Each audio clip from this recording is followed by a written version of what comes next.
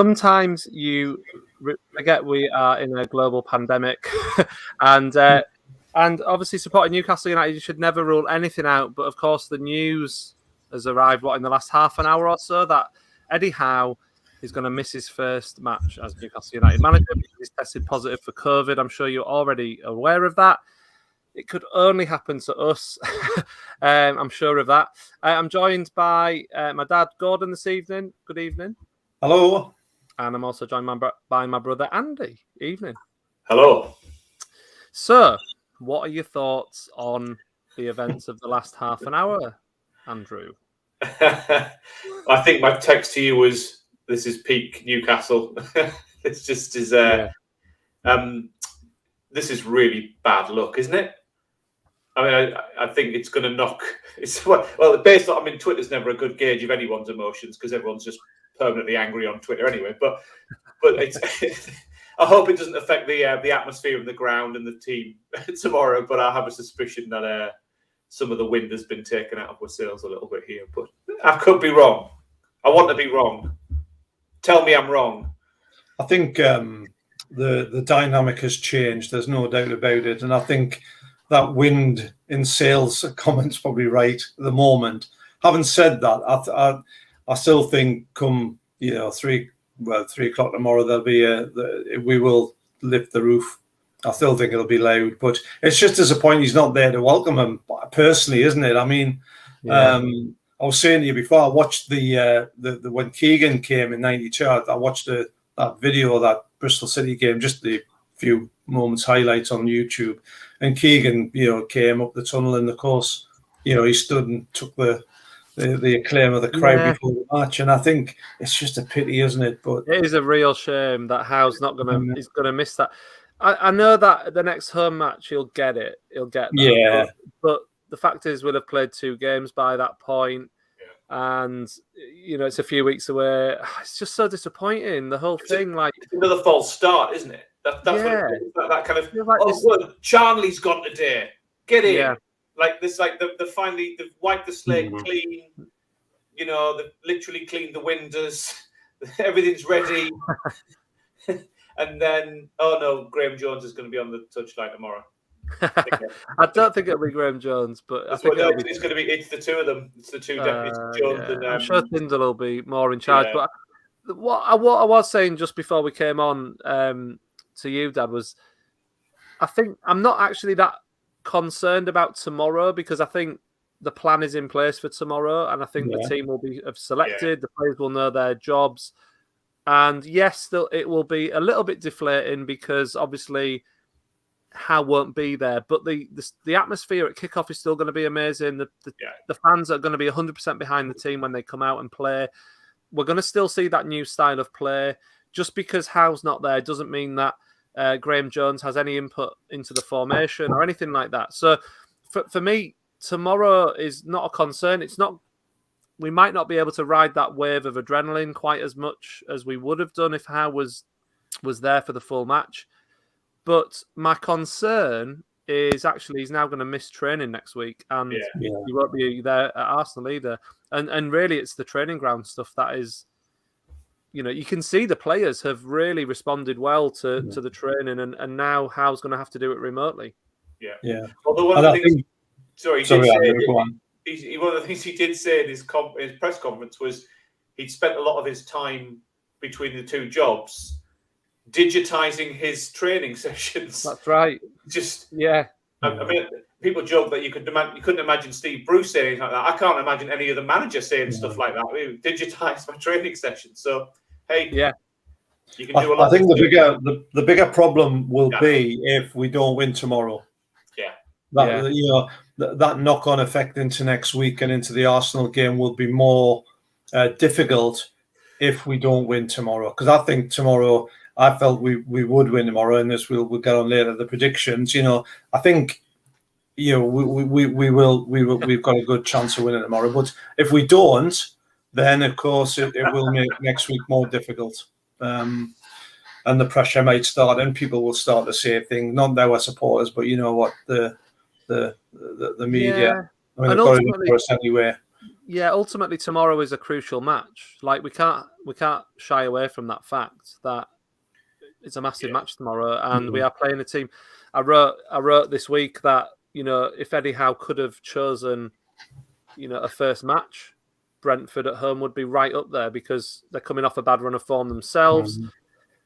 You want to get off to a good start. We might still get off to a good start, you know, we might, but if we don't, like you say, then that's a good chance of 3 points gone. And then that's one more game down, and we're 12 games into the season without a win. And then we play Arsenal away. That's looking quite bleak, you know.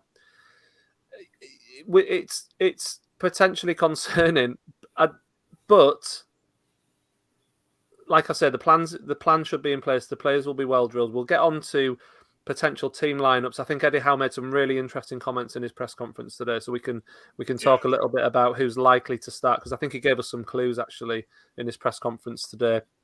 But just want to say evening to everyone who's joined us so far. I really appreciate everyone who's here already. We've got lots of people making comments, and you know, Peter saying, you know, have the Big Six broken into the testing facility and did all the test results, which, you know, is a lot of worry. I think CHARNLEY licked Howe on the side of the face as he left. And Mark just making a good point. You know, this is Newcastle United. We should always expect the unexpected. The problem is, you can expect the unexpected, but you don't know what the unexpected is going to be, and so it always comes as a shock, and it always feels like an absolute disaster. And it's just another one of those things. Yeah. The other thing I'm just sat here thinking is the next match after Arsenal is Norwich, isn't it? And that's on the Tuesday night after next weekend. So he'll not be around for much of their training in the next 10 days. And then we play Norwich anyway. So yeah, well, I think from my own experience of having to isolate, the day you test positive is actually day 0. So his first day will be tomorrow. So day 1 will be Saturday. So then whatever 10 days after that, I think it will be the Monday will be his last day then. If we play Norwich on the Tuesday, he'll be out of action in terms of training in person until the morning of the actual Norwich game. If that's the right date, is that the right date, Dad? Yeah, Norwich is on the Tuesday night, isn't it? The 30th. After the yeah. So what's the date tomorrow? The 20th. So 20th tomorrow. So yeah. So 30th. If that's day 1, then day 10. Day 10 will be the Monday, because tomorrow will be day 1. That's what it'll be, because 7 days will be the 7th day will be today, and Friday next week. It'll be Saturday, Sunday, Monday. Yeah, so he will be all right in the Norwich game. He will be all right. He'll be free. The 29th. He'll be released from his hotel room. Yeah. My God. What's going to be annoying, isn't it, for him, is if it's like where he's been tested positive but got no symptoms, or, you know, does he feel that? Well, I mean, we've got to hope. Well, I mean, look at me, Dad. I mean, I missed the Spurs game. I was absolutely gutted. I tested positive for COVID on the Thursday before the Spurs match. Missed that, but I didn't feel poorly with it. You know, it was fine. And we're assuming that he's only tested positive literally in the last couple of hours, because he did all his media today, did all his press conference stuff. Yeah, he talked about all that stuff. So, you know, it's just one of those things. We can't do anything about it now. It's just a shame. It's just an absolute shame. But we move on. We've still got the game tomorrow, and like I say, I think the plan is in place, and I reckon that he's probably already told the players who's playing, and I think they've probably already worked towards that. So, just going off what he said in his press conference today, I made a few notes when I was listening to it earlier, and it was really interesting stuff actually. So, as ever, the way he talked to the press and stuff is just fantastic. He said that the players have responded well to all the training. I think they've done 10 days training since he's come in. But he believes they haven't overworked the players, and that the balance has been right. So I think what he was saying there was like it hasn't been really intense training every day. It's been lots of training sessions, but obviously there'll have been tactical work, there'll have been video work, all that kind of stuff. And basically, what he made the point of saying that they covered the basic principles of what he wants them to do, but he hasn't gone into it in a really complex way yet, and he says that will come in time when he has more time with the players. So obviously that's what you want to hear, isn't it? Obviously that there is going to be a change in terms of style, but it's maybe not going to be. It's maybe not going to be as what's the word? Kind of like dramatic as maybe people are thinking it's going to be. I think there's been a bit of talk this week around people like to write the stories and they like to put a bit of meaning into things, don't they? And so there's the idea that Steve Bruce never trained the team. Well, that wasn't true. They did train, and the fact that Eddie Howe's had them in, they're all now just knackered, and of course he's done it properly. That's the thing. You don't trust him to bring him in and do that sort of job right. But yeah, I think it'll be basics first. I think that's a really telling comment, because you can't just change a footballing system overnight. You know, we need to give him 10 games before we're even probably seeing a change in that. We might see a change in formation. We might see a change in intention, but the players are still crap. Well, maybe not, but as in they've got 2 years of negativity coached into them, and they haven't won a game, and so there's things to get right, which is about lining up properly, doing the basics. Well, that's what Rafa did. It's what any good manager does, really, as well. Yeah. So. Yeah, I mean, let's talk about who might start then. I mean, what was really interesting, one of the comments that he talked about was the international players. And he said, obviously, some of the international players have literally only been back for a day. Some of them have had a couple of days. And he really hinted strongly, I think, that he's not going to... He's basically the international players, maybe with the odd exception, will not be in the team. Yeah. And I think... I know that's fair enough. Like that's fine. But what he said was, he doesn't want to be starting 7 players who have trained together, and then have 4 players who've come off international duty who haven't trained to the plan. So I think there was a clear message there that the players who have been here for the 2 weeks that Eddie Howe's been here and have learnt this new style and new way, they're going to be more favoured in terms of team selection for this match. Obviously, that might change in the future, but it looks like the likes of Almiron for certain is not going to play because he's literally only just come back, I think, today or maybe yesterday. So there's no chance Almiron's going to be in the starting 11.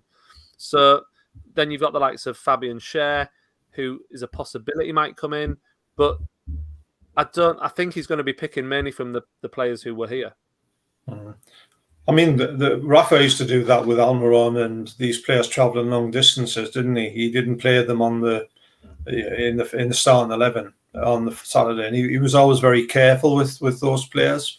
So I don't think that's a wrong thing. And I obviously being a new manager and being able to work with certain players for this period of time, then it stands to reason that a lot of them will get the nod tomorrow. And I've always thought that.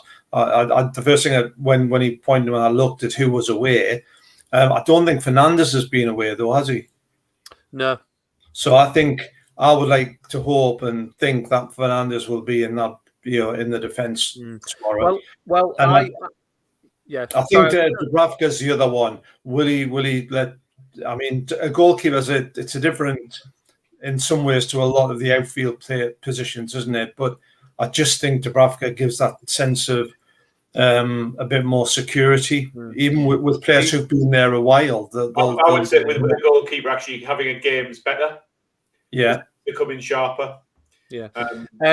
He was asked directly about Dubravka actually by Downey from Sky, and he basically said Dubravka's fit and that he had a very difficult decision to make. Now, for me, I think reading between the lines, he was saying Dubravka's going to be in. That was my take on it.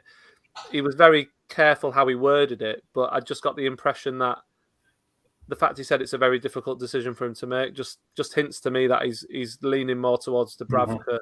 Yeah, you don't want to do what happened to last season where you're leaking your team and your goalkeeper finds out he's been dropped via Twitter or something like that. Which is you feel for Darlow if that happened. Yeah, but I think he will look at the stats and when Dubravka is in that team, we're better. The defense is better. And that's been you've got a problem to solve with that defence, And one of the quick wins is you put your best goalkeeper in. Yeah. Now we obviously in this, you have Freddie Woodman in goal or something tomorrow. Who knows? But let's hope no one else gets COVID. Yeah. Just going back to the defence, that's a few people saying that about let's hope that none of the players have got it. Just going back to the defence and talking about Fernandes there, obviously Cher is the one people kind of want to see as well. Fernandes, probably the best centre-half we've got at the club.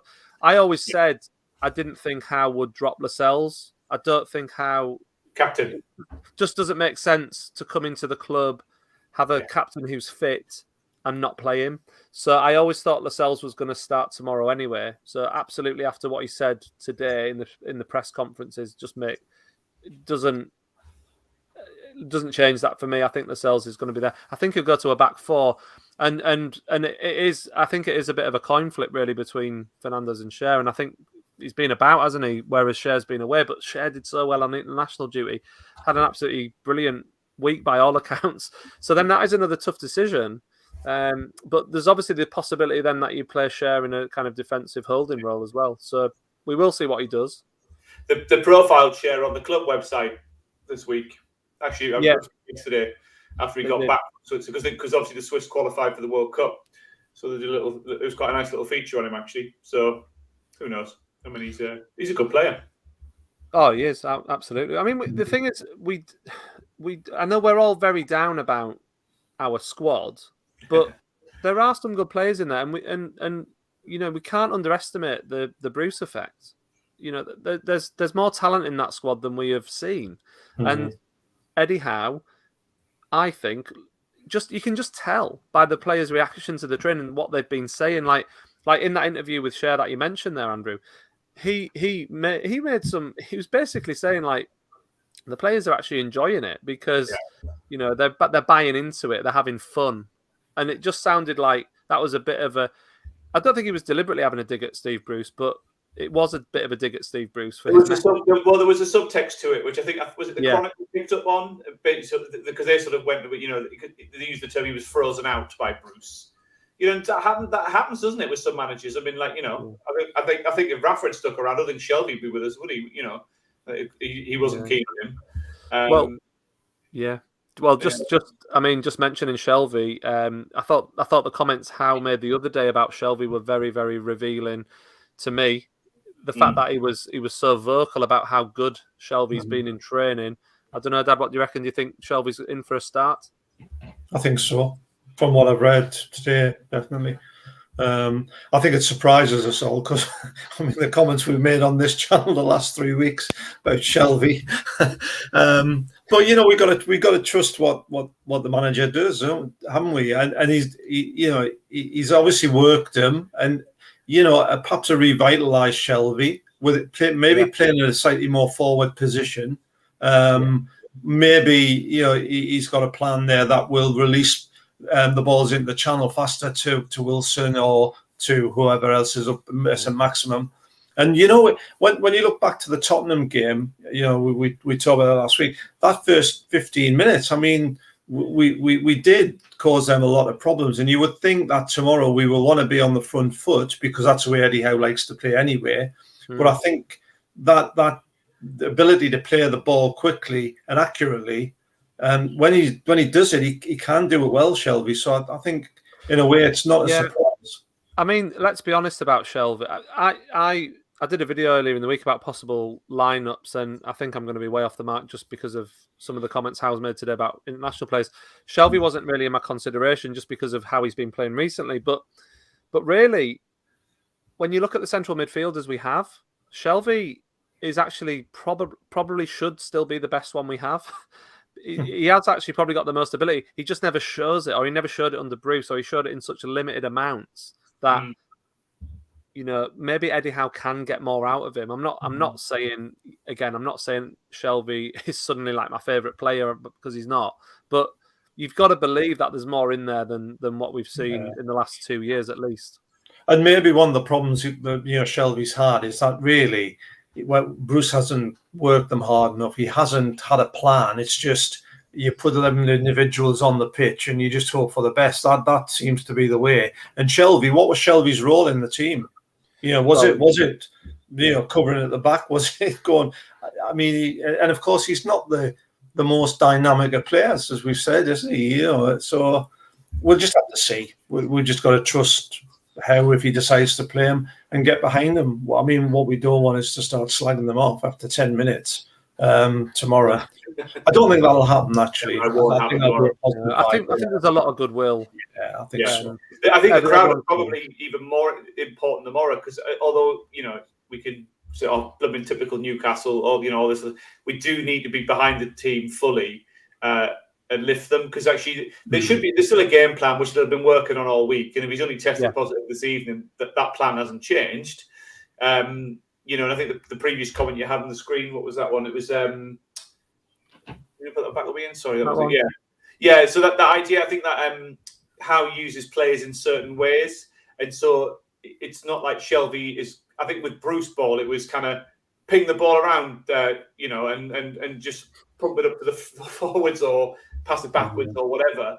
There was no sort of strategy or tactics with it.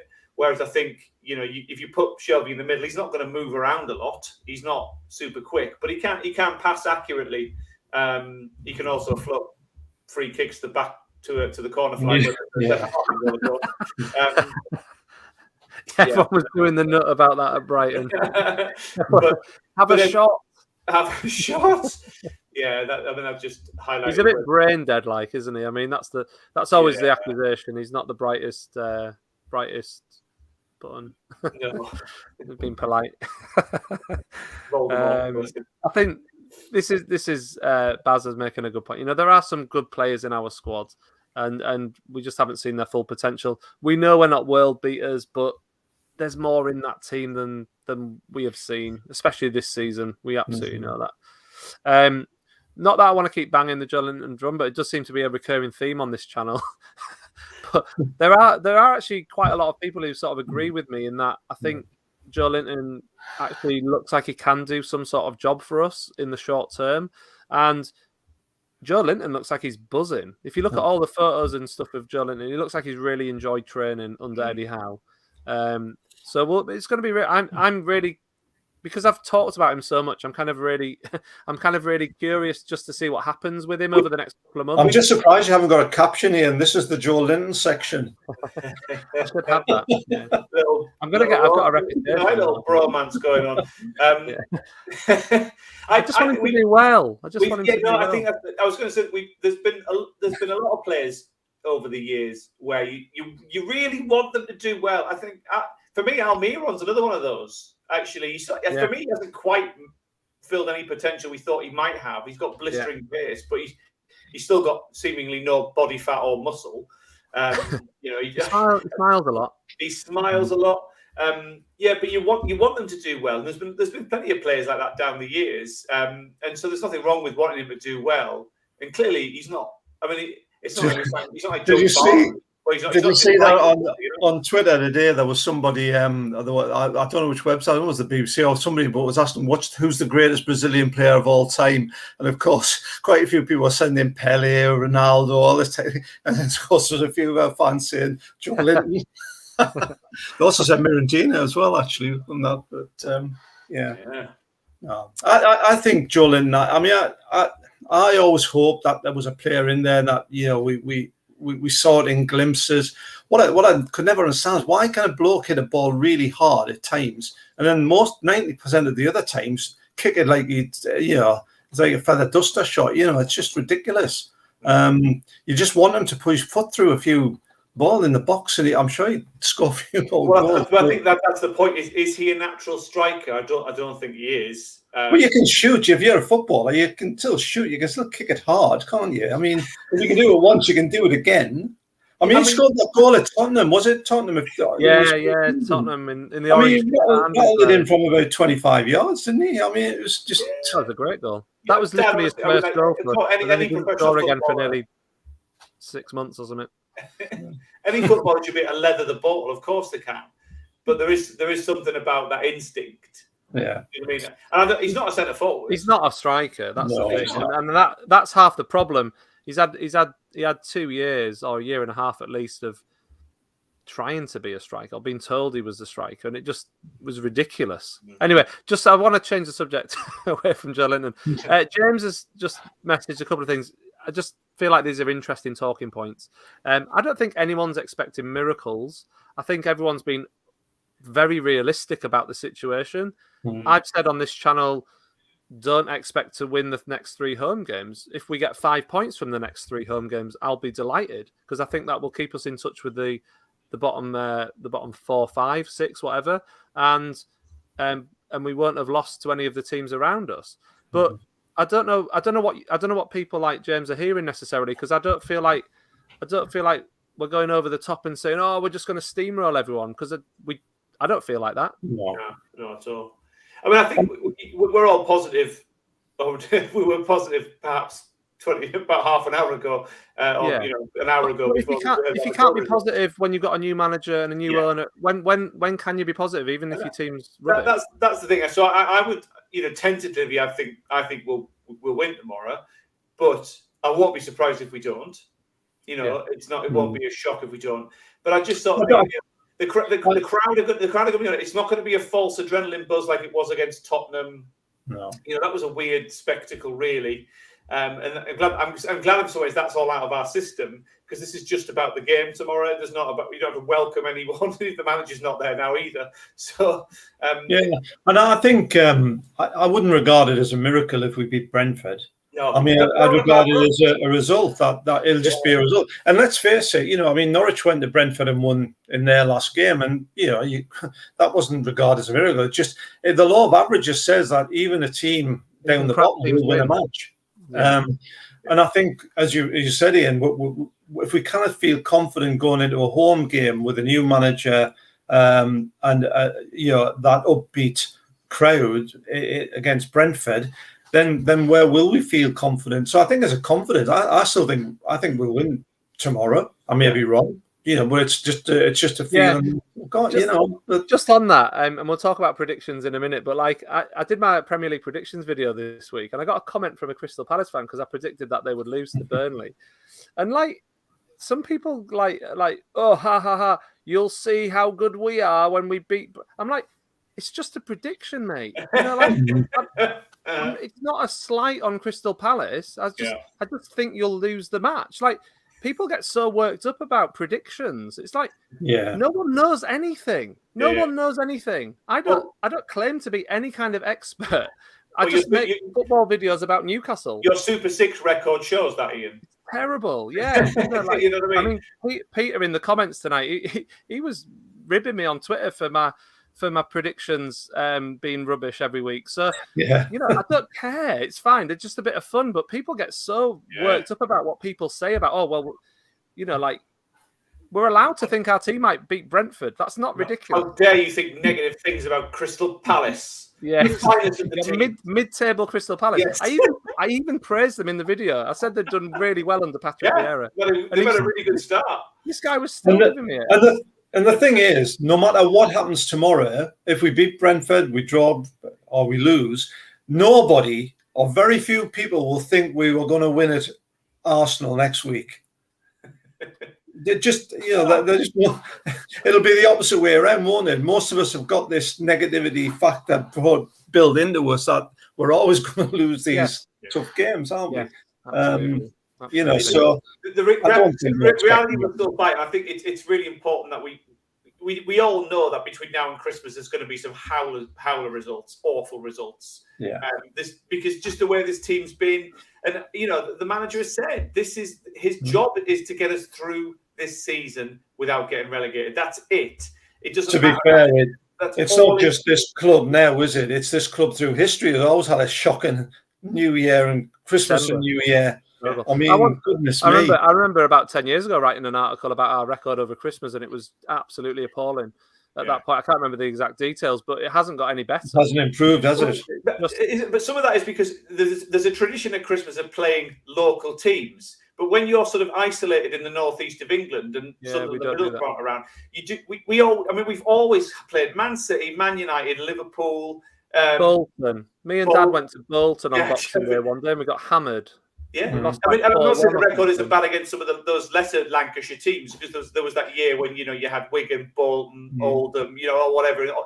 They've all been there at some point. But the point is, we often do get bigger teams. I think it was 4-3 that game, Ian. 4-3. Well, I knew they scored. It was a heck of a game, and it was a bit gutting that we actually lost because they had that JJ Okocha. Actually, that's really interesting. That's randomly come up. Actually, did you see that they replayed that match? Or Bolton played some Legends game the other day, and Fat Sam was there, and JJ Okocha scored. And they recreated that dance, that really cringeworthy dance.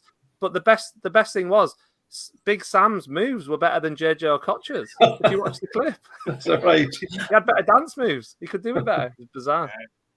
Well, the best trip to Bolton was when we went to the supermarket ground and Ginola and Ferdinand tore them apart. Yeah, that was called Burnden Park. Burnden Park, yeah. Classic English football. Only sing when you're shopping. That was that was a. Burnden Park was an interesting place, wasn't it? That was proper old school football ground. I think that was the last time I think we've been to a ground where it felt like the 1980s. Do you know what I mean? Like it was like we were in a corner terrace. Yeah. And there was a supermarket next to it. Half the stand was a supermarket. Half the stand was a supermarket, and we were stood. There was no seating, and that was a Premier League game. I don't think I've been at any other ground since then that's been that. I remember going to. I've been to Grimsby for a League Cup game. Not in the Premier League, though. No, not in the Premier League. But I'm just saying, grounds. I've been in the Premier League. Yeah, I'd probably agree with you. We went to Grimsby. We were all at Grimsby. Yeah, we were all at Grimsby, weren't we? Yeah. It's when that guy booted Shearer. That's right. There was that fight on the pitch. That booted Shearer. Yeah. Well, that was that classic kind of like lower league team said, I'll have Shearer in my back pocket the whole game. And what he means, I'm going to kick him up the arse really hard. Which he tried to do throughout. And I think Shearer still scored the winner in that game. He did. It was later on, wasn't it? He got the winner. It was 1-0. Yeah. But anyway, yes, you're right. It was. I don't think I've been to a Premier League ground quite like that one since 1995. No, that's what it just felt like a different era of football. That even though it was the first time we'd seen them wear the beautiful blue and red hooped kit, and Ginola was just phenomenal that game, wasn't he? We just remember watching the thing. That was really the game, because it was like the second game of the season. It was early in the season. It was like that was the game where you just realised that Ginola was absolutely something truly special. And Ferdinand was majestic. Yeah. Thanks, James, by the way, for the super chat. Really, really appreciate that. Yes, it was amazing, and obviously Ginola was amazing that game. I always remember there was the shot he had in the first half at the far end of the ground, but the view we had of it from the away end was just the the dip and the swerve on it. Sorry, I got my words mixed up. The dip and the swerve on it, it was just, and it came so close. It was just beautiful, man. What a footballer he was. Can we just talk about that season? That was really nice. At times, these times are coming back. These times are coming back. James, I appreciate that. We're just happy we've got our club back, and that's fine. If I had a pound for every time someone predicted we would lose, I'd have outbid PIF to bang Newcastle. Yeah, we'll see what happens. I think if we had a pound for every time we did lose, we'd probably be able to do the same. Yeah. There's Peter. Peter's back. Under Bruce, you'd have won 75% of your bets. So there you go. Yeah. It's great. It was annoying. Like you could always predict Newcastle to lose quite comfortably. Before this takeover. Now things are not so certain. Now, anyone taking Ian's predictions as gospel? Yeah, just Peter's point there. If you think Ian's up bad, then Arvo's finished by points behind him in the Super Six, so may are even worse. I was going to say. I mean, I think I've done at least 2 seasons where I finished above both of you. So just saying. Yeah, just keep talking. What I'm like, your viewers are starting to get to know you a bit, Ian. This is nice. Yeah, that's true. Yeah. Okay, let's talk about predictions then, because we've talked about them. Now, just a bit of a disclaimer here. These predictions were made before the Eddie Howe news broke, so let's look at them, and then we'll see if we want to adjust our predictions. If you want to let us know your predictions, by the way, put them in the comments below as well, and we'll shout some of them out as well. So these are our predictions for this weekend's game. All of us, arrogantly confident that we're going to win against Brentford. But I've gone for 2-1. Dad, you went for 3-1, and Andrew, you went for 2-0. Yeah. So, why were you two so certain of a 2-goal margin victory? Well, I'm not. It's just a bit of fun.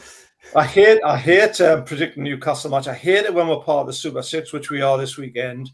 And the reason I went for 3-1 is because I knew you'd gone for 2-1. So I thought I'd just be slightly different. I think we could score 3 goals tomorrow. I must be mad, but I think we can. Yeah, I think you're living in fantasy land there, Dad. Yeah. Well, I think if we can get ourselves 2 ahead in this game, that would be nice. We haven't done that all season, have we? I did give it a little bit of thought when you asked, because I was sort of thinking if there's a bit of confidence flowing through the team, if they've been well drilled. I mean, I know. One of the kind of things is that Howe's not so good at the defensive stuff, and his teams concede. But I thought there's a bit of confidence going. If we go ahead in the first half at some point, and they're just playing the game, I felt and a second goal will be all right. So that's why I just thought the confidence thing would give us the clean sheet tomorrow. Right. That was what it was, but there you go. Yeah, you see, I thought we're still ropey, and Brentford, have done all right this season despite the last result. Yeah, and they could cause us a problem, and they might get a goal. So, but I hope that when they get their goal, they're winning 3-0 at half time, like Peter's just said there. A 1-0 last minute goal. I'll take it. Any type of win tomorrow would be amazing. As long as we win, yeah. I went for 2-1, and this was obviously even before the Eddie Howe news. And I think I went for that because I just think we know we can expect some change. We know that the team's probably going to be more positive in the style of play.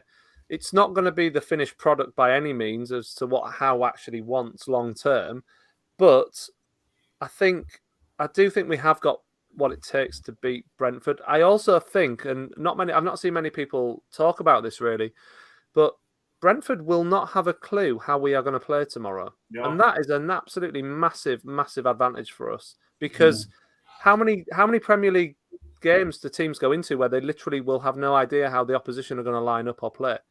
Yeah. They won't have a clue. They'll guess, but they won't know. And I think that is a big. Who's playing. They won't know who's playing, they won't know the formation, they won't know, how we're going to move the ball about, all that kind of stuff. Now, ultimately, it's 11v11 and it's football at the end of the day. You just play your game. But they won't have been able to prepare for this match like they would have been able to do 2 weeks ago. And I think that is absolutely massive for Newcastle. And I hope we score the first goal, because if we don't, then that could be problematic. But I think we will win. I just think it's going to be quite edgy. I think by the end it's going to be quite edgy. I don't never do it easy. They'll work really hard, Brentford as well, and they were embarrassed by losing to Norwich. Do you know what I mean as well? So there's an edge to them, but they're on a bad run. They're on a bad run, They are. Yeah. So we. Yeah, that's true. I guess the difference is we've had some change, which we hope is going to have an impact.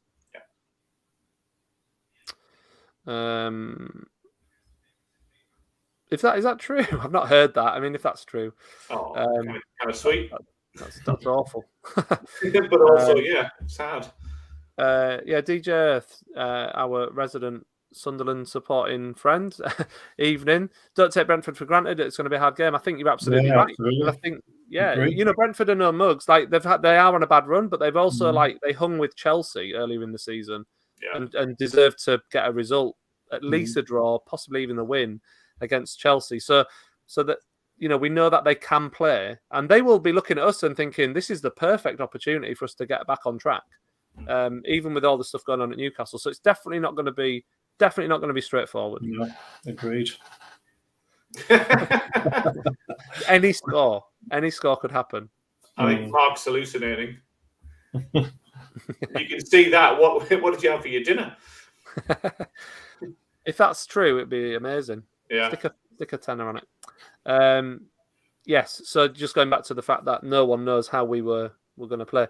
We're totally predictable. Nobody knows what they're going to get tomorrow, so it should work in our favour. We've got to utilise that. It's going to be the one game where we can actually go into it, where the opposition cannot plan for us properly in any meaningful way. Once we play against Brentford, there's a bit of information there, isn't there, for other teams to look at. That doesn't surprise me, Mark, that the Brentford manager's been watching Bournemouth games to prepare for this one. That makes sense, because ultimately, Howe has a system, I guess. So it'll be a bit of guesswork putting together how do they play, and how will Newcastle players fit into that system. So they'll have been doing a bit of detective work. We're always on a bad run. We've been on a bad run for 5 years at least. Yeah. At least 5 years. So anyway, let's talk about some other stuff that's happened today. That's kind of got overshadowed. Obviously, this delightful news came out today. What do you make of this one? So obviously, CHARNLEY has left Newcastle United along with Bruce and Ashley, of course, who've gone previously. What do you reckon? Well, I think it's good, isn't it? I mean, it's just a link to the past. In fact, he'd probably be the last one, really. Out the door. Not forgetting there, the coaches went earlier in the week as well. Yes, they did. Yeah.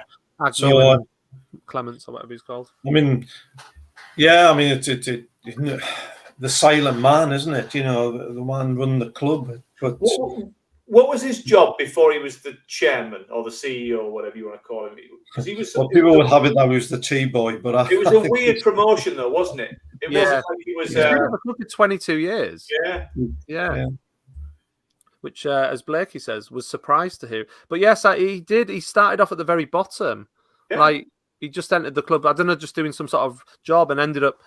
I mean, it could only happen at Ashley's Newcastle that someone so ill-equipped to actually do that job ended up in that job.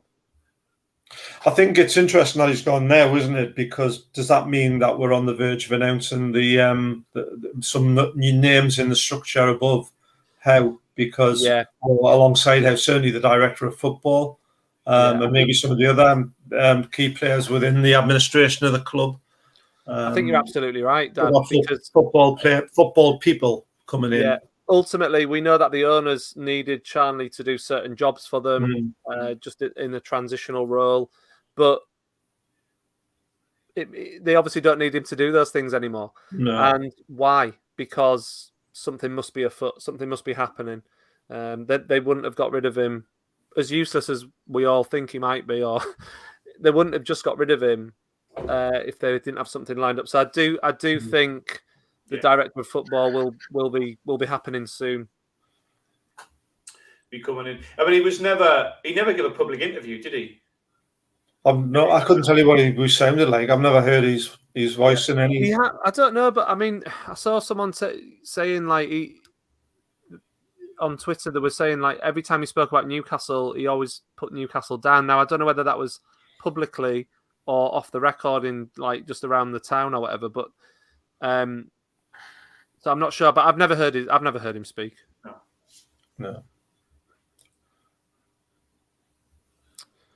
And James thinks obviously they're clearing the decks. They're in the decks. Yeah, fair comment. It was always going to happen. Yeah, and Mark says we just need the Sports Direct signs down now, and we'll be completely cleansed of the Ashley era. And I agree. I think that's going to happen soon. There's. I mean, we talked a little bit about this last week, but Staveley made a mention in an interview she did about how sponsorship deals are going to get signed very, very soon because there's this lifting of this ban that the Premier League put in place on, related parties not being able to. I mean. Give sponsorship, all that kind of nonsense that went on. So, yes. They'll be signed immediately as soon as that ban's lifted before the Premier League can hold another meeting. They'll be ready to go. I think what Staveley was hinting at, because she made some really derogatory comments about the Sports Direct logos, didn't she? She said they looked awful, and she obviously wants them off the stadium as well. Well, she's not wrong, is she? No, she's spot on. Yeah, absolutely. I'll tell you what else in talking about exits this week, that the guy at the Premier League went, didn't he? The guy who was brought in, was it Gary Hoffman? Yeah, they blamed him for... He's gone in the last 48 hours as well. Yeah, my initial reaction to that was brilliant. But then actually when I realised the reason he was going, it stinks. Because the reason he's actually gone is because the other clubs are not happy that he allowed our takeover. So what they're going to do, they put pressure on him to go. He goes, and they'll just put someone in their place who can, hopefully in their eyes, screw Newcastle over. Mm. And that's literally how it's going to go. I'm not a big conspiracy theorist. I just think that is clearly what's happening. You always look who benefits from such things. Yeah. Well, I'll have Levy's probably print all over. Levy in the Cartel 6, wasn't it? Really? Yeah.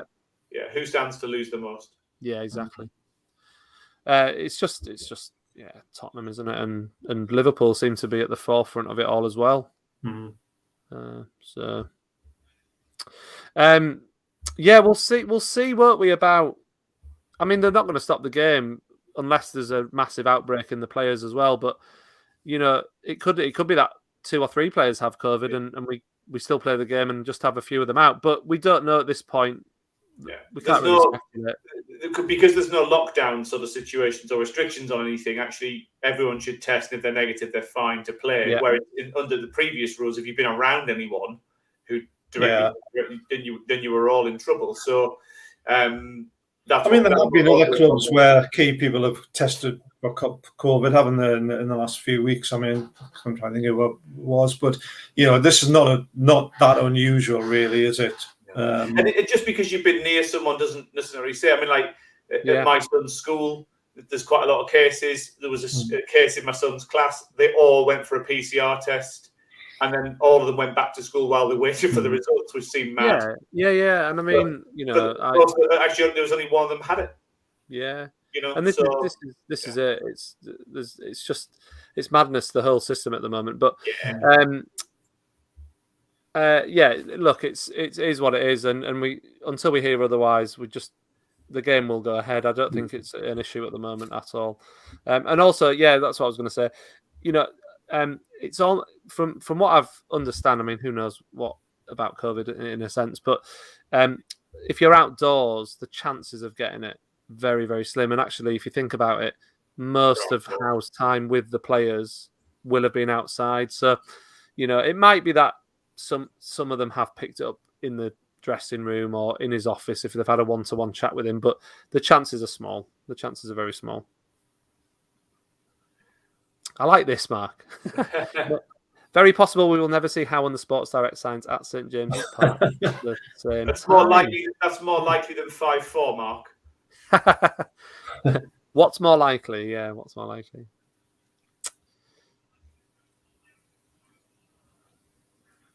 Okay. Right. So just moving on a little bit. Just wanted to... this is actually worth mentioning before we move on to the other thing that I wanted to do. So obviously just talking about Eddie Howe and missing the first match. Craig Hope says that Eddie Howe is going to FaceTime each player individually before the game tomorrow. So, he's not one to stop working. He's going to be active. He'll get his message across. Someone mentioned earlier in the comments about, Eddie Howe on the phone is better than Steve Bruce in the dugout. So, he's going to have an input tomorrow. He's going to have so many computer screens and monitors in his hotel room or wherever he's staying. I mean, it's not like he's just going to be sitting on the phone, is it? I mean, he's going to have, constant communication with the bench, and he'll have the live stream of the game and all that. Oh, yeah, and presumably be able to influence it in some way from afar, won't he? It'll not be the same as it'll be on the touchline, but it'll be better than nothing at all. So he'll be there in spirit. Just get him on FaceTime all the time and just just get an iPad with his face on it. Just put him on a screen, move around on wheels. I'd love that. On one of the new big tellies. Just get one of the tellies out at the back of the Gallagher end and stick him on that. I wonder if they'll have been replaced by tomorrow. Actually, have him on the big screen on the side of level 7. Just that enormous screen. You said that on Twitter earlier. I'd stick him on the screen with the side. Get him on there. Move! Brilliant. Run, okay. Shelby. So I always like to challenge you. So I've got a couple of yeah. So so here's player number 1. You got to guess who it is. Let us know your guesses in the description below. I think one's easy, one's hard tonight. You said this last weekend. One the easy one or the hard one? The wrong way around. They're never easy to me. Which one do you want, Dad? Easy or hard? I'll go for the hard one. Go for the hard. All right. Okay. Right. Here it is. Oh, okay. It's a fun 88 kit. Yeah. So it's fairly recent then. What number is that on the shorts? Let us know your guesses in the comments. Ooh. Oh, I told you this was a hard one. Yeah. Is it a lone player, Ian? No. It's a squad player. More than a squad player. Right. For a while. All right. It's not Denver Bar. No. Not They didn't wear that kit. Denver Bar didn't wear that kit. Not Max. It's not Maxi. Not St. Max. No. It's not Willock. Ooh. Playing Man City there as well. Yes? It is. Yeah, I think, it's Man City, actually, yeah. Right. It's not Atsu. It's not Atsu. Yeah. Who else could it be? Lots of people say Max. It's not Sam. Yeah, Maxwell. I thought that Maxi of anyone, but okay, I didn't a couple of people got it, actually. There's a couple of people got it. You're going to have to, just put it out of your misery. It's not Anita, but it is Modiano. Yes. Do you know if I put my glasses on, I might have seen that. I'm guessing probably towards the end of his time with us, that one. Yeah, I didn't have him in that kit. No, I didn't. Yeah, exactly. That kit's really similar to like last season's kit. So, it's all right, actually, that one. Yeah, so it's very sort of close. Black and white badge, didn't it? Was that the anniversary one?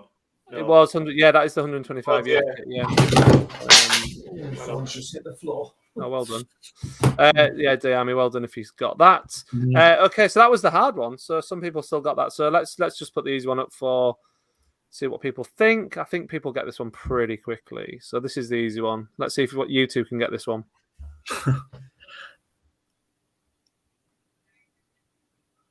Ooh. Viana? No. It looks like Carlos Tevez. It looks like Carlos Tevez.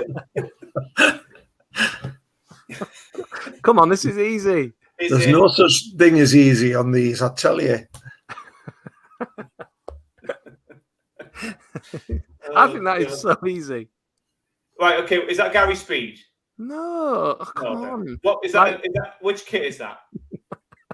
Which kit is it? The kit we got relegated in. It's the kit we got. Which time? Last time? First time. First time. Right. Barry Kevin Noble. It's getting Kevin Noble. Kevin Nolan sort of team, then, isn't it? It's not Clarence Acuna. Acuna. That's it. It's not even blurred. It's not Acuna. It's not Hayden. Like that, though, isn't it? Oh God! I don't know.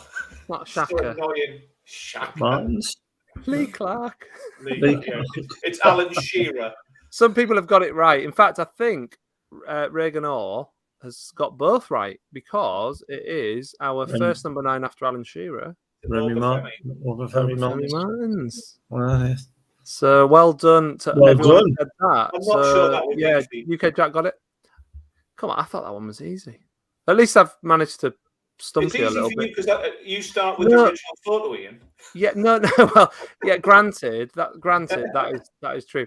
But quite often when I did these, they were very difficult. They were very easy. Sorry. So now I'm making them a little bit harder, but I still think I don't know.